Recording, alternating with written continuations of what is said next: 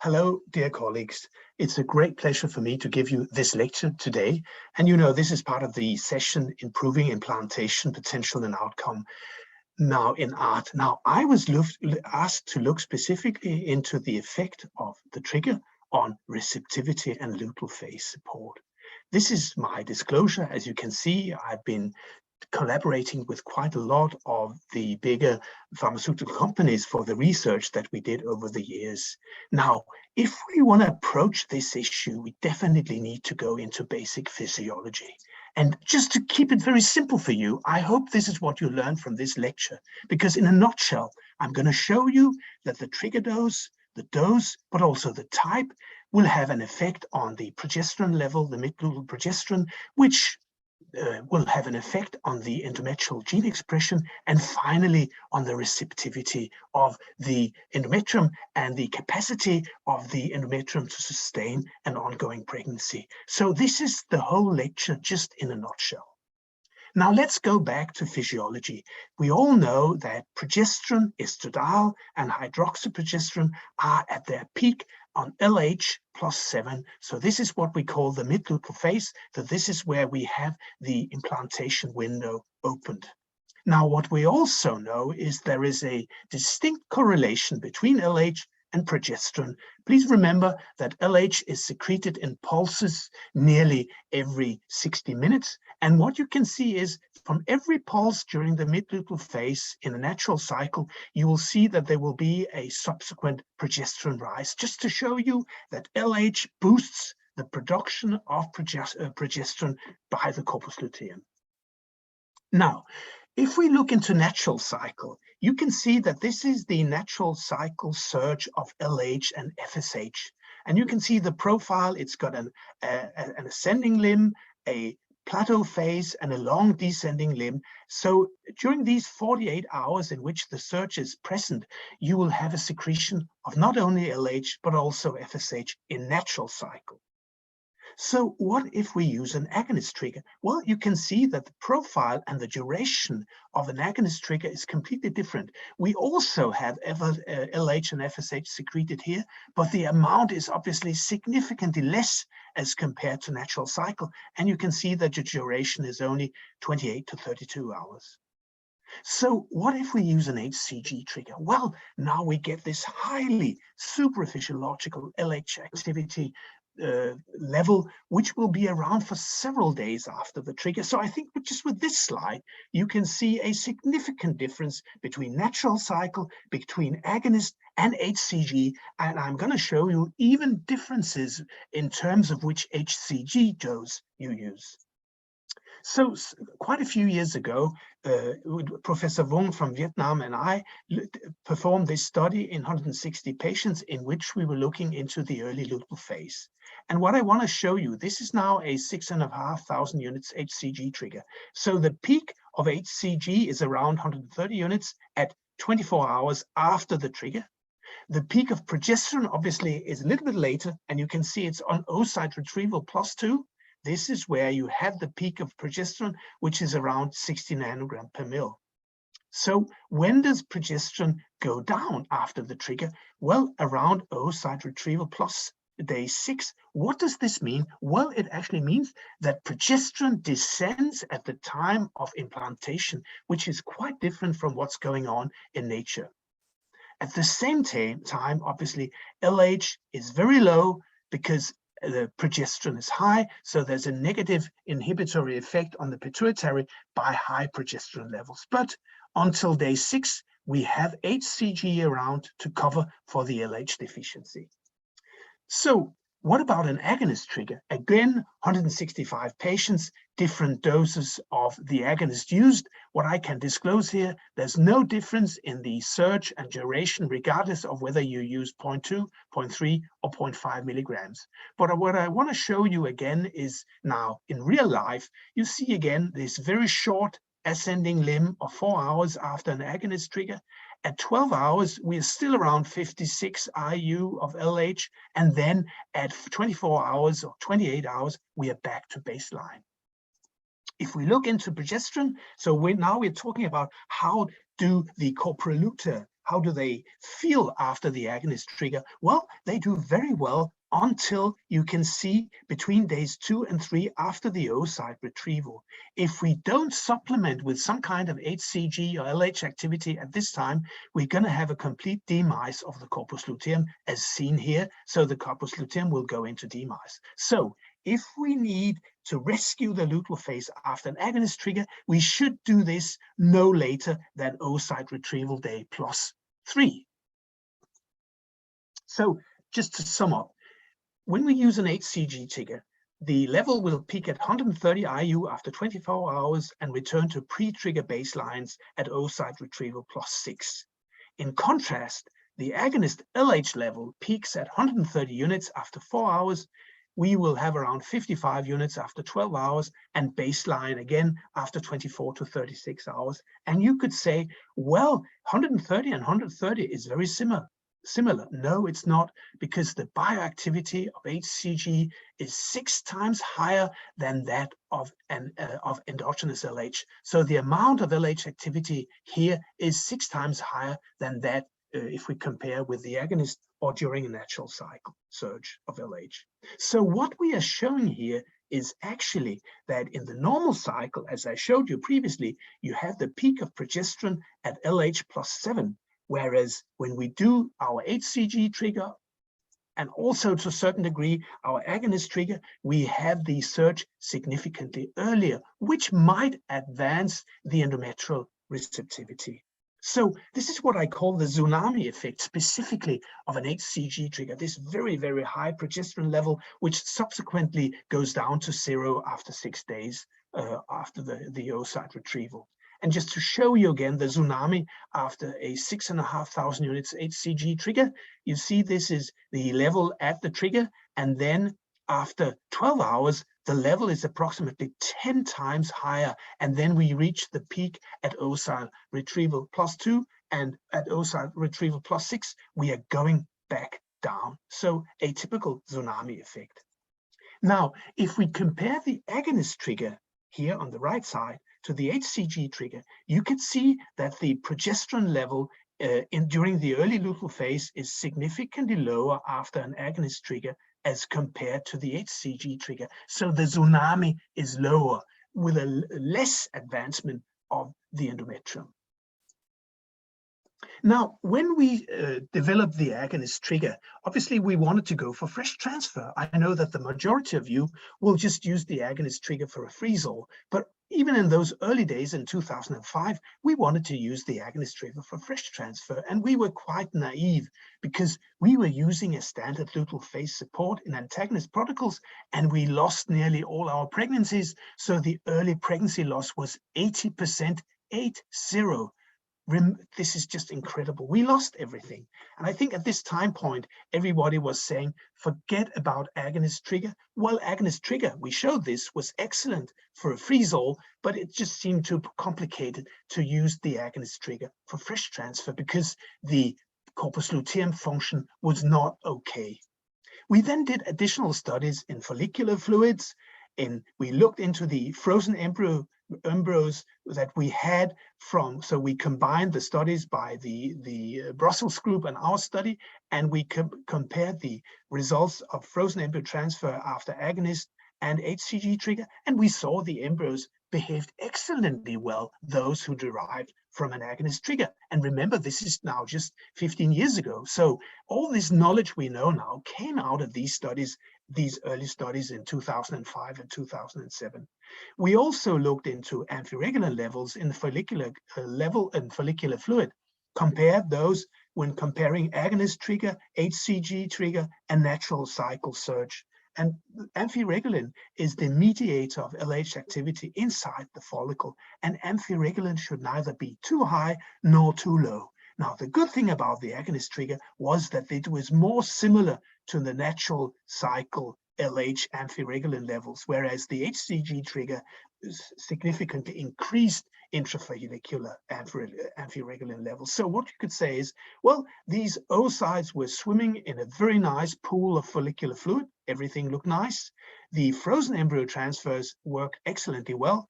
the mediators of LH also functioned more similar to the natural cycle surge. So the only thing we could say was in those days, we have a problem caused by low early luteal phase LH. And why do we need LH in the luteal phase? Well, remember the slide I showed you previously, in which for every LH surge, you have a progesterone peak. So LH is the mediator, the booster of progesterone production from the corpus luteum. So the corpus luteum is completely responsible for the, or rather LH is completely responsible for the so-called steroidogenic activity of the corpus luteum, mainly progesterone. But apart from this, LH also upregulates growth factors and cytokines, which are all involved in the early implantation process. And LH will also stimulate its own receptors in the endometrium, which take part in the crosstalk between the implanting blastocyst and the endometrium, just showing you all these extremely important roles of LH during the peri-implantation period. Now, what we know when we stimulate our patients is that we will have high estradiol levels, and as I showed you, compared to natural cycle, also significantly higher progesterone levels. Now, estradiol and mainly progesterone will have a negative feedback impact on the pituitary, reducing LH secretion during the early luteal phase. So this is a standard stimulation and a trigger with an HCG. If we now on top of this add an agonist trigger, which as I showed you, has a shorter duration of LH activity during the luteal phase, obviously we get into severe problems because LH is going to be a huge problem during these the early luteal phase, and the corpus luteum will go into demise if we don't add something which can rescue the corpus luteum, something LH-like. Now, here you see the mid-luteal LH levels. So you can see in the natural cycles, it's around 6 IU. The mean level after an agonist trigger, a reduction by 75%, only 1.5 IU. So you clearly see here a huge difference. And then if we use an HCG trigger, well, you could say, come on, Peter, it's even lower. Yes, but remember, we had LH activity in terms of HCG to cover up for this deficiency in LH during the early to mid-luteal phase. Now, this is an old study by Weissman from '96, and this tries to depict the early luteal phase after a 10,000 units HCG trigger. And with a bolus of 10,000 units of HCG, you will have some HCG around until day 8 after oocyte retrieval, in which the embryo has implanted and has started secreting HCG. Remember, HCG and LH will stimulate the corpus luteum because HCG and LH attach to the same receptor. So what you can say is that the implanting embryo by HC production is securing the function of its own corpus luteum. And there might be a short interval here in which, as I showed you previously also, that the HCG production is quite low here and progesterone is thus very low. And this is why we add progesterone to cover up for this deficit until the day of the pregnancy test, in which in most cases you can actually stop progesterone supplementation, because at this time the HCG by the implanting embryo has completely covered for the deficit of progesterone. Now, if we look for an 6,500 units trigger, obviously the dose is smaller, and this will affect the duration in which you have the HCG present during the luteal phase. So as we showed previously, you will have HCG around for approximately 6 to 6.5 days. And then after this, you will have run into an LH activity deficiency period. Now, if we use an agonist trigger, this is what happens. You remember the surge, which was around 28 to 32 hours of duration, and then a long LH activity deficiency, in which we were in that first study actually leaving this embryo all alone, and the embryo would try to implant and it did its best, but it never succeeded. We just had biochemical pregnancies because the progesterone was too low to upregulate genes involved in an optimal implantation process in the endometrium. So we kind of came up with the idea, okay, we want to add some LH activity to cover up this window, and this would then do the trick. This is how we were thinking in those days. And now this is just to sum up 3 different randomized control trials we did. And I want to ask you to look on the right-hand side, and you look at the luteal phase support. This is the, you could say, the early study, 2005, in which we thought that we could just use standard luteal phase support. Then we became wiser, and we said, well, we now want to add this 1,500 unit bolus, and we do this on the day of oocyte retrieval. And then we add also a standard luteal phase support. And look at what happened. The pregnancy losses went from 79% to a more normal 21%. Then in a subsequent study, in some patients, we decided to give 2 boluses of HCG, one on the oocyte retrieval day and one on oocyte retrieval +5, that is the day of the blastocyst transfer, in addition to a standard luteal phase support. And look at the pregnancy losses, they even decline further. So what I want to show you here is that with the decline in early pregnancy loss, you see a significant increase in progesterone. So the higher the progesterone, the lower the early pregnancy loss rates, and the higher the clinical pregnancy. So this is what I want you to remember always. If you have a patient with biochemical pregnancies, well, it could be aneuploid embryos also, obviously, but it could definitely also be a luteal phase problem. And we see this in specific now in our frozen embryo transfer cycles, in which obviously most of us are now monitoring those cycles so that we monitor progesterone levels on the day of transfer. And we see that quite a nice number of patients do not reach the 10 nanogram per mil. And if they don't reach it, you will have biochemical pregnancies, early pregnancy losses, the way we did in these initial agonist trigger studies. Now, recently we did this meta-analysis, and you can see we were including all these exploratory trials in which we were adding a bolus of HCG.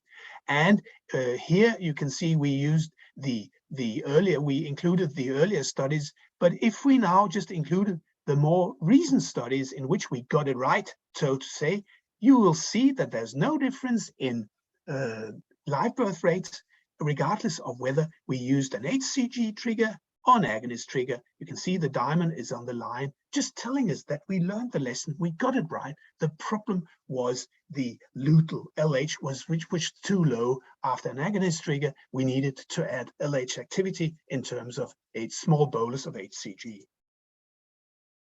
Now, who is agonist trigger for then? Well, obviously, nearly 95% of patients can be triggered with an agonist if they are downregulated using an antagonist.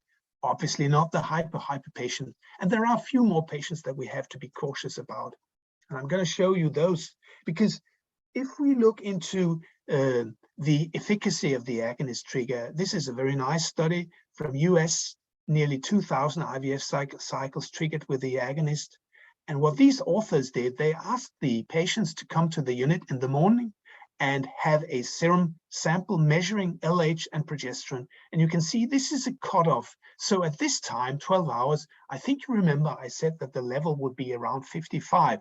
So accepting an LH above 15 IU is quite low, but it actually shows you that you don't need a lot of LH around at this time to secure that the patient responded well to the trigger. At the same time, the day after the trigger, progesterone should be starting to rise, so it should be around 3 nanogram per mil. Now, using these cutoff levels in all patients, the authors found that only 2% of patients had insufficient values, and they were re-triggered with a bolus of HCG, not agonist, but with a bolus of HCG, and had a new oocyte retrieval scheduled for 36 hours later. Now, the authors also wanted to see, so which type of patient does not respond sufficiently well to an agonist trigger? And what they saw here is that the baseline LH, so that is the LH on day 1, 2, or 3, actually plays a role. So the lower you go below 2, the higher the risk of an insufficient response to an agonist trigger. And also very lean patients also seem to respond more poorly to the agonist trigger. Could be something to do with the HPO axis of these patients. Now, obviously, it's quite complicated to ask your patients to return to the unit the day after the agonist trigger. So this is why Juan Garcia Velasco and I came up with this study and this idea. So nearly 360 patients, instead of returning to the unit after the agonist trigger in the evening, we just asked our patients to have a standard LH measurement in urine 12 hours after the trigger, so in the early morning, and then take a WhatsApp picture and send this to the nurse, because usually it's very difficult for our patients to say for sure that there is a positive LH rise or not on the stick. So to avoid this problem, the nurse would detect this from the WhatsApp picture. And what we saw from this was that only 3 out of 359 urine tests, that is 0.2%, were negative. One was false negative, because these patients who were negative, only these 3 patients were asked to return to the unit for blood sampling, and then they would check whether LH was above 15 and progesterone was above 3 nanogram per mil. And of these 3, only 2 were true negative, and these patients had a retrigger with an HCG and an oocyte retrieval 36 hours later. I think this is something you should remember when you use an agonist trigger, not only for fresh transfer, but an agonist trigger, generally spoken. There would be patients, fertility preservation patients, cancer patients, in whom it's just extremely important that they respond well. So this is a very simple way. You just trigger, and 12 hours after, in the morning urine, the patient will use an LH stick and then send a picture to you, and you will tell her whether she responded well or not. Now, how often do we see an empty follicle syndrome? That is, you have a follicle, but you don't get any eggs. And in the early days of the agonist trigger, a lot of my colleagues were saying, oh, we see many more empty follicles after agonist trigger as compared to HCG trigger. But in reality, looking into these big analyses by Rivelli, by Castillo, and by ourselves, well, we saw that the prevalence of the EFS, the empty follicle syndrome, is the same as for an HCG trigger. And you can see we agonist trigger all our patients, the segmentation, that is the freeze-all patients, as well as the fresh transfer patients. And you can see that the prevalence in 2021 was 0.3%, so very, very few patients. And we can avoid this completely if we ask our patients to stick their urine in the morning after the trigger.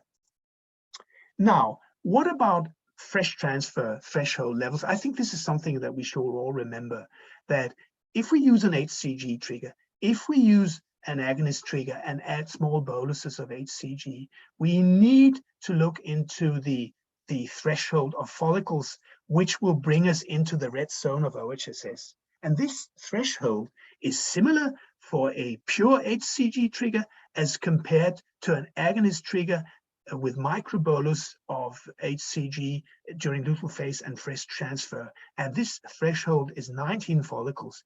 If you transfer patients who had an HCG trigger or agonist trigger with microbolus HCG supplementation, and you exceed the 19 follicles during the pickup, well, then you enter into the red zone of a risk of OHSS, which is above 1%.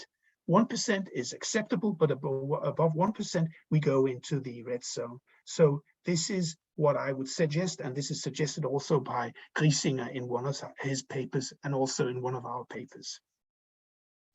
Now, why do I go for agonist? Well, obviously, we know that we can use the agonist for a freeze-all. I think a lot of you are doing this. We also, and others, showed repeatedly that we get more mature oocytes when we use it for IVF, and we suggested that this is caused by the fact that with the agonist trigger, we get an LH surge, but we also get an FSH surge, just like in nature. Whereas with the HCG, we give a surge of LH activity. Also, the luteal phase of the patient is significantly more convenient, because the patient feels significantly better without any distension of the abdomen, etc. And then there's this idea of negative impact, not of the HCG, but it's of the tsunami, which could advance the endometrium and causing problems to the endometrial receptivity. And again, we would say the agonist trigger is more physiological, because we have luteal phase steroid levels, progesterone levels closer to the physiological range, and we also elicit this surge of FSH in addition to the LH surge. So which is better? Well, I think it's difficult to say. We have these two trigger concepts in our hands, and we can use them the way we want to use them. If we want to do a fresh transfer of after an agonist trigger, we need to add a small bolus of HCG either on the day of oocyte retrieval or later. And we published a number of papers of this, and I'd like to refer you to these papers. If you want to use like an agonist trigger for segmentation or freeze-all, well, it's very simple. And again, obviously, HCG trigger, we all know very well. So again, the agonist induces a natural, although it's shorter, but it induces a natural endogenous surge of LH and FSH. Agonist trigger, I think I could say, revolutionized IVF. We nearly got rid of OHSS, or rather, we should have gotten rid of OHSS because we have in our hands a tool to avoid OHSS completely, that is freeze-all. And with the freeze-all, agonist trigger opened for all the studies that we subsequently did in luteal phase. So please remember that what we know about luteal phase in fresh transfer cycle was actually learned by the lessons that we learned from agonist trigger in those early days. HCG is a surrogate for LH and works as a trigger, but also as an early luteal phase support because of the long duration of the LH activity. And again, remember that the early luteal phase progesterone profile is significantly higher after an HCG trigger, which in some patients, I'm sure, will cause problems with advancement of the endometrium. But if we look into these reproductive outcomes, at least of the fresh transfer cycle until now, they are the same using HCG versus agonist and modified luteal phase support, including a small bolus of HCG. So for me, agonist trigger is not only the future, but already the gold standard trigger in IVF. We use it for all our patients. It secures freeze-all and a total elimination of ovarian hyperstimulation syndrome. It also allows fresh transfer if we do modifications of the luteal phase support. And doing so, we end up with excellent reproductive outcomes, which I showed you in the meta-analysis we did. So agonist trigger definitely paves the way for the OHSS-free clinic. And I just refer you to this literature list in which you can find a number of publications exploring different doses, etc., after agonist trigger. Thank you very much.